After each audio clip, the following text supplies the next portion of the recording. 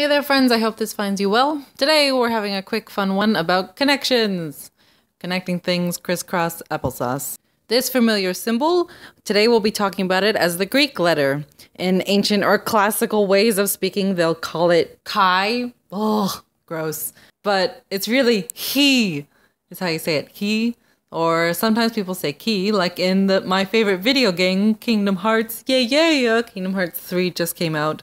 And I was so excited. I don't think I've been as excited for a video game since the last Harry Potter book came out, and I was like speculating so much about all the Horcruxes and the people dying. But yeah, I love books like that and the connections that you can make. I love fantasy and fiction and all the fun stuff that it makes me think of. Now, some other fan favorites are Batman, you know, he's pretty cool. Zorro. Can't go wrong with Blue's Clues. Hashtag Steve for life. There's only Team Steve, no Joe. And of course, everything changed when the Fire Nation attacked. You know, Avatar: The Last Airbender. This is taking a little bit of time to draw. Anyway, I think it's cool to see how fantasy can be a nice mirror of reality and show us things in this imaginary world that I would not have necessarily seen if I wasn't looking that way at all. We can see this a lot in music and detective and lateral thinking and puzzles and play, how that really can like expand our horizons and show us different things. So, one of my favorite cool way of looking at things is this thing called chiastic structure.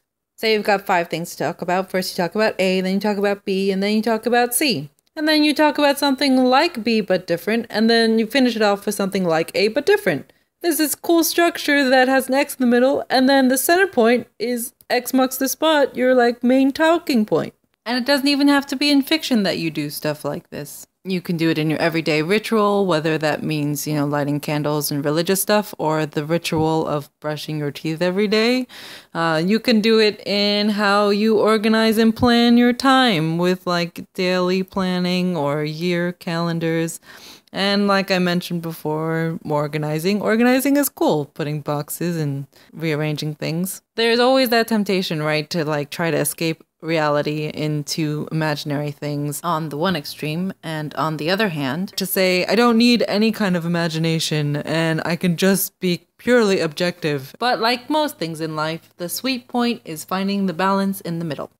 Nonfiction has its connections to make as well, like in fire and the symbology between warmth and light, or in the Christian sense, the bread and wine turning into the body and blood of Christ. We have things like numbers, so much fun with numbers, and as Tolstoy said, beauty will save the world, and the language itself that we use is its own kind of cool connections that we can make.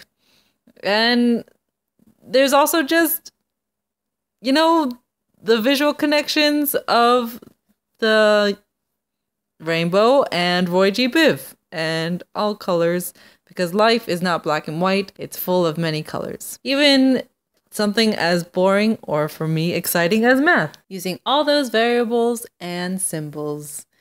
Symbols, because they help bring everything together, just like the Greek word symbolo. Anyway, I'm Anastasia, it's nice to see ya. And to close out this video, I'll show you the rough draft sketch organizing paper that I used to try to make this final draft that you just saw. And that's that. And all the rest of the talking will be blooper talks. Bye. But like most things, blah blah blah blah blah blah blah blah. Are you still recording? Ah!